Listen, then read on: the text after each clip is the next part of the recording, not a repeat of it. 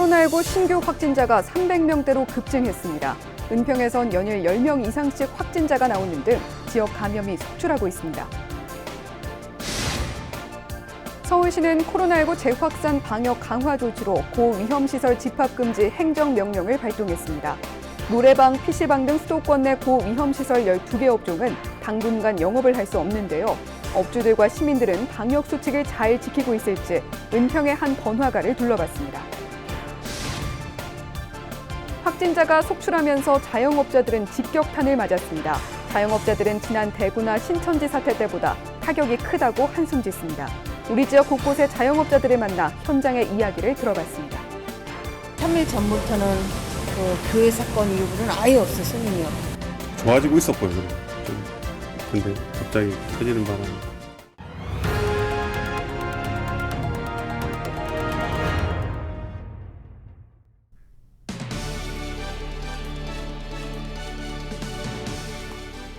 시청자 여러분 안녕하십니까? 헬로티비 뉴스입니다. 코로나19 확진자 속출로 하루하루 가슴 졸이며 보낸 일주일입니다. 20일에는 코로나19 확진자 수가 300명대로 급증했는데요. 제주를 제외한 전국 16개 시도에서 확진자가 나왔습니다. 21일 0시 기준 서울 지역 신규 확진자는 126명, 누적 확진자는 2,621명입니다. 확진자 현황을 보면 성북구 사랑제일교회 432명, 용인시 우리제일교회 58명, 양천구 되새김교회 11명 등 교회 관련 확진자가 536명으로 가장 많습니다. 우리 지역 확진자 발생 현황도 보겠습니다. 은평구에선 사흘 연속으로 하루 10명 이상의 확진자가 나오는 상황인데요. 양천구도 연일 확진자가 발생하고 있습니다. 21일 0시 기준 은평구 신규 확진자는 11명으로 누적 확진자는 118명이 됐고 양천구에선 신규 확진자 5명이 발생해 누적 확진자는 96명으로 늘었습니다. 20일 은평에서 발생한 신규 확진자의 감염 경로를 보면 체대 입시 학원 관련 확진이 2명, 사랑제일교회 관련 1명, 광화문 집회 관련 3명 등으로 확인됐습니다. 서울시는 앞으로 일주일이 최대 고비가 될 것으로 보고 19일부터 노래방 등 모든 고위험시설에 대해 집합금지 행정명령을 발동했습니다. 브리핑 내용 직접 들어보시죠. 실내 50인 이상, 실외 100인 이상이 모이는 모든 집합 모임 행사는 물론 클럽 등 유흥시설 5,134개소, 노래방과 PC방 7,735개소, 300인 이상 대형 학원 402개소 등 밀접, 밀집, 밀폐, 산밀 환경에 노출되기 쉬운 12종의 고위험 시설에 대해서는 집합금지 명령을 발동합니다. 네, 이렇게 발동된 조치로 은평구의 PC방 86곳과 노래방 196곳이 영업을 중단했습니다. 클럽과 단란주점 등 222곳의 주점들도 지난 19일부터 모두 문을 닫았는데요. 이런 고위험시설이 밀집해 있는 번화가의 모습은 어떨까요? 현장 점검 360도, 심다혜 기자가 연신내역 일대를 돌아봤습니다. 연신내역의 한 건물, 클럽과 노래방, PC방이 있는 곳인데 조용합니다. 정부 조치로 영업을 멈췄기 때문입니다. 또 다른 골목도 썰렁하긴 마찬가지. 노래방마다 출입문 앞에는 영업 중단 명령서가 나붙었습니다. 지금 현재 10시가 조금 넘은 시각입니다. 평소 같았으면 이 노래방을 찾는 시민들로 붐벼야 할 시각이지만 이 영업 제한 조치로 노래방 등이 문을 닫으면서 지금 거리는 한산하고 또 어두컴컴한 모습입니다. 여기는 원래 바글바글하죠. 이 노래방들이랑 이런 것도 다 원래 문을 열었던 거죠? 그렇죠. 아니죠. 반 이상 언제 와서 평소에 평일에 있던 손님들이 일단 거의 사람이 없죠. 하지만 다른 골목은 좀 다릅니다. 술집과 음식점이 몰려있는 먹자골목, 불야성을 이루고 있습니다. 은평구에서만 11명의 확진자가 나온 날의 모습입니다. 인파 속에 마스크를 쓰지 않거나 턱에 걸치는 등 경각심이 느슨해진 모습이 곳곳에 보입니다. 일부 시민들은 영업 중단 조치도 몰랐다는 반응입니다. 그냥 문 닫은 데가 있어? 노래방이라는 다 닫았지. 노래방이나 PC방은 다 닫았지. 술집 열었어요. 술집이 닫는 데가 있나 모르겠어요. 심지어 감성주점과 로맨틱 포차 등 헌팅포 차임을 암시하는 주점들도 대놓고 장사를 하고 있습니다. 감성주점은 고위험시설 12종에 들어가지만 영업신고를 일반 음식점으로 해 단속망을 피해간 겁니다. 꼼수 영업인 셈입니다. 예, 일반 음식점이에요. 구청에서 따로 뭐 문을 닫으라고 하는 사항이 없다는 말씀이시죠? 주점 내부에서는 걱정스러운 모습들이 보입니다. 시민들이 다닥다닥 붙어 앉아 술을 마시고 입장하는 손님의 명단도 따로 적지 않고 있습니다. 정부 조치에 냉소적인 반응도 보입니다. 그렇게 따지면 다 닫아야 되니까 어쩔 수 없는 것 같아요. 좀 늦은 것 같긴 한데 코로나 처음 나오기 전에부터 그 전에도 빨리 했었어야 되는데 되게 오래 방치해 둔 것 같아가지고. 관할 지자체는 정부와 서울시 지침에 따랐다며 문제가 없다는 입장입니다. 정부 지침이 내려와서 다 붙였죠. 이게 준수사항인데 지금 내려온 게 150제곱미터 이상들만 방역수칙 준수 이렇게 내려왔고 일반 작은 청소들은 하지 않는 걸로 알고 있고 구멍 뚫린 방역망에 시민들의 안전이 위협받고 있습니다.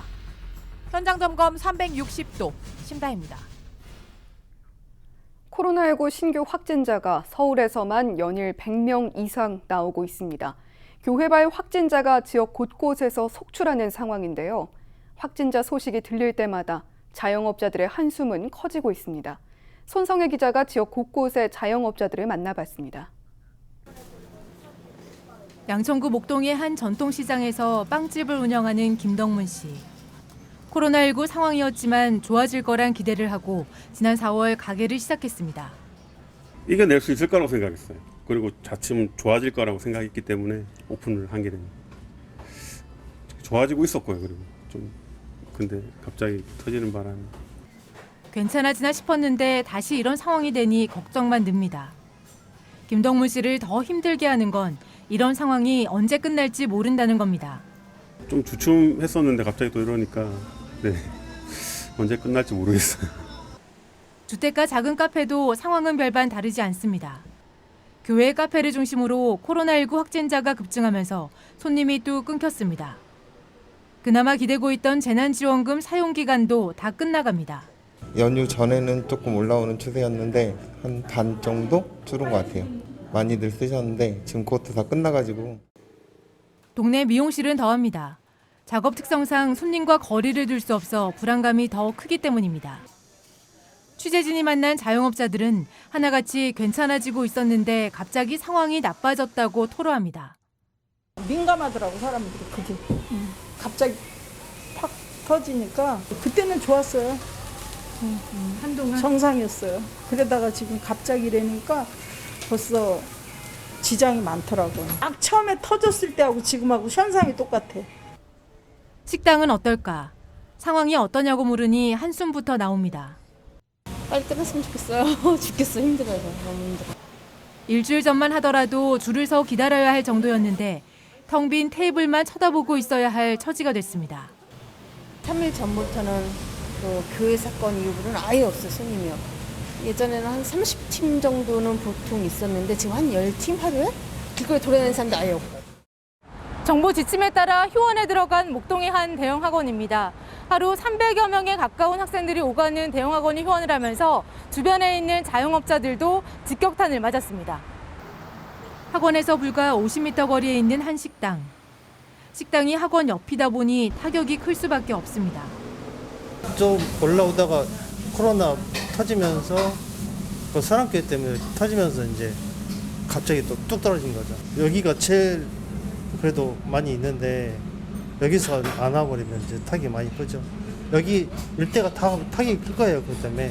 왜냐하면 다 여기는 학생 위주로 정산을 하기 때문에 타격이 많이 클 거예요.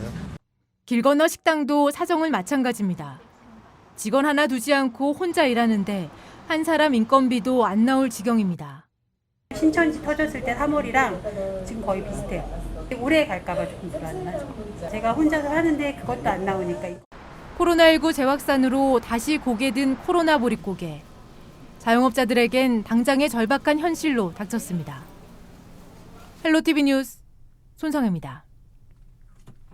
네, 이렇게 보신 것처럼 코로나19 확진자가 폭증하면서 자영업자들 사이에선 불안감이 확산하고 있습니다. 여기에 긴 장마로 인한 식재료값 상승까지 겹치며 한숨이 깊어지고 있는데요. 한국외식업중학회 양천구 지회장이자 양천구에서 식당을 운영 중인 권호복 사장 연결해서 좀 더 자세한 얘기 들어보겠습니다. 네, 사장님 나와 계시죠? 네, 안녕하십니까? 네, 지난 13일부터 코로나19 확산 속도가 빨라지면서 확진자가 무더기로 나오고 있는데요. 며칠 사이긴 하지만 가게 손님 수가 줄었다든지 체감하는 부분이 있으신지요? 지금 현재 코로나 확산이 2차가 확산되는 게 며칠 지나지 않았지만 현장에서는 상당히 빠르게 반응을 하고 있는 것 같습니다. 그동안 그 재난지원금이나 이런 걸 통해서 많은 회복세를 보여왔는데 여기서 사회적 거리두기 2단계 격상으로 우선 당장 우리 업종에서는 실내 그 영업 허가 면적이 150제곱미터 이상의 뷔페 음식점은 휴업토록 하고 있고요. 50인 이상 집합금지로 동창회 등 단체 손님을 받지 못하고 있습니다. 특히 이번 사태는 지난 3월 대구 확산 사태와는 다르게 시민들에게 많은 불안감을 감추지 못하고 있습니다. 그러다 보니 서민업종의 대표적인 우리 음식점들이 체감하는 매출 감소와 내방객 감소는 즉각적일 수밖에 없다고 봅니다. 네, 앞서 지급된 재난지원금 사용 기한도 오는 31일로 곧 종료되고 이 긴 장마로 인한 식재료 가격 상승에 또 코로나 재확산까지 2중고, 3중고 겪고 계실 것 같은데 이 주변 상인분들은 어떤 말씀 하고 계십니까? 네, 이미 정부 추산으로도 지난 5월 지급된 전국민 재난지원금이 당월 내지는 그 이후에 다 소진된 것으로 파악이 되고 있습니다. 우리 외식업은 코로나19 이전에도 내수 침체와 최저임금 인상 등으로 어려운 상황이었습니다. 3차 추경에도 불구하고 국가 재난지원금 대출 심사도 더딘 상황이고 수해와 특히 폭염이 또 연달아 이어지면서 식재료 가격이 폭등하고 있고 중앙회에는 하루에도 우리 전국 각지에서 수십 통씩 장사가 너무 안 된다. 버티기가 힘들다라는 어려움을 많이 호소하는 전화를 많이 받고 있다고 연락들이 오고 있습니다. 네, 버티기 어렵다는 말이 나올 정도로 상당히 힘든 상황인데 이렇게 상황이 장기화되면서 직격탄을 맞고 있는 소상공인들 위해서 구체적으로 어떤 대책들이 필요하다고 보십니까? 앞서 중앙회는 지난 2월부터 사태 장기화가 예견되어 정부의 보상책이나 행동 요령 등 전염병 등 종합 매뉴얼을 함께 만들어야 한다고 지속적으로 요구했습니다. 그러나 정부는 수출산업 위주로 진흥이나 자금 투입을 지속하고 유망하거나 주력산업 사업만 지키고 있습니다. 그 사이에 이미 외식업을 비롯한 700만 우리 자영업자들은 매출이 전년인 2019년도 대비 반토막이 나면서 생계마저 위협받고 있습니다. 하루하루 숨통이 조여오고 있는 거죠. 외식업 대기업마저도 그동안 손실을 더 버틸 수 없는 상황이 되고 있습니다. 소상공인에게는 생활지원금을 늘리고 이 시기를 견딜 수 있게 해줘야 한다고 생각을 합니다. 코로나19로 국민 개개인의 소득과 소비 여력이 줄어든 상태이거든요. 외식 소비 진작을 위해 비용을 지원해 줄 필요가 있습니다.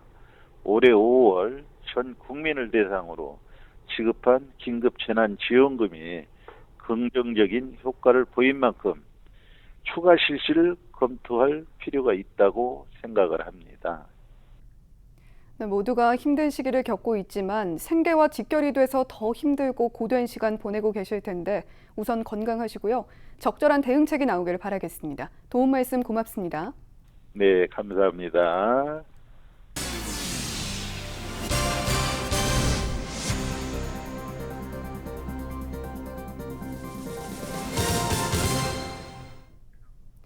마을버스를 탈 때 탑승객의 체온과 마스크 착용 여부를 자동으로 확인하는 비대면 스마트 측정기가 도입됩니다.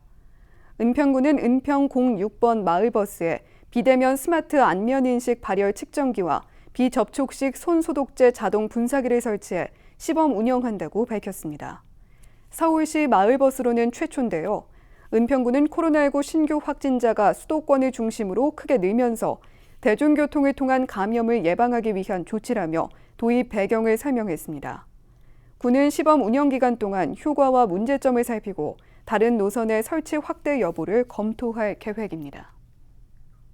서울시 소방재난본부는 폭염 피해 긴급 상황에 대비해 다음 달까지 구급 상황실을 24시간 가동합니다. 폭염 경보가 발령되면 쪽방촌 지역에는 119 안전캠프를 가동해 이온 음료 등을 제공하고 쪽방촌 주변에 물을 뿌려 온도를 낮추는 살수 활동을 합니다. 또 혼자 사는 어르신과 중증 장애인 피해 예방을 위해 119 안전지원 콜센터도 운영하는데요. 센터에서는 취약계층 안전 확인과 응급처치 등을 지원합니다. 양천구가 요양시설에서 일하는 시민을 대상으로 무료 독감 예방 접종을 지원합니다. 대상은 양천구 장기 요양기관에서 일하는 만 61세 이하 시민입니다. 기간은 다음 달 1일부터 11월 10일까지인데요. 이 기간 동안 병원에서 독감 예방 접종을 한 후 신청서와 진료비 상세 명세서를 소속된 기관에 제출하면 접종 실비를 지원받을 수 있습니다. 대상 기관은 양천구의 장기 요양시설과 재가 요양기관 등 200여 곳입니다. 양천구의회가 상임위원회 위원장 선출을 끝으로 제8대 후반기 원구성을 마무리했습니다. 양천구의회는 20일 279회 임시회 3차 본회의를 열고 의회 운영위원장에 더불어민주당 정순희 의원을 선출했습니다. 앞서 양천구의회는 서병환 의장과 나상희 부의장, 이수옥 행정재경위원장, 윤인숙 복지건설위원장을 선출한 바 있습니다. 나상희 의원을 제외한 미래통합당 7명의 의원들은 지난 선거에 이어 이번 선거도 보이콧했습니다. 본회의에서 의장을 폭행한 혐의로 기소된 나상희 양천구의회 부의장이 벌금형을 선고받았습니다. 서울 남부지방법원 형사 4단독 박성규 부장판사는 19일 공무집행방해 혐의로 기소된 나상희 부의장에게 벌금 200만 원을 선고했습니다. 나 부의장은 2년 전 양천구의회 행정재경위원회에 정수를 늘리는 조례 개정안 통과를 막기 위해 의장석을 점거하고 몸싸움을 벌인 혐의로 기소됐습니다.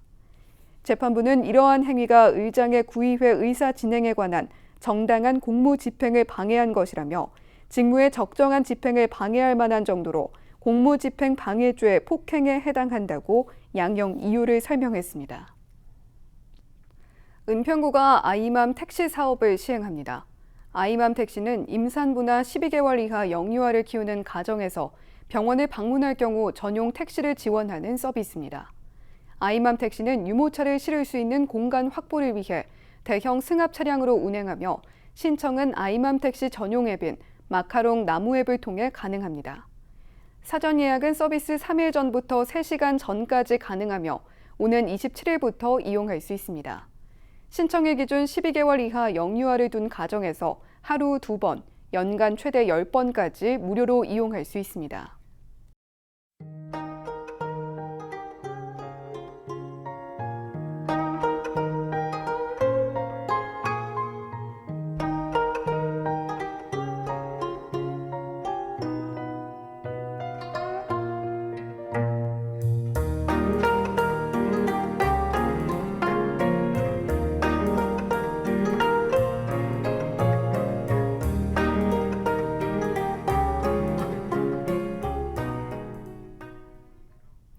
저희는 언제나 지역 주민 여러분 곁에 있겠습니다. 함께해 주신 여러분 고맙습니다.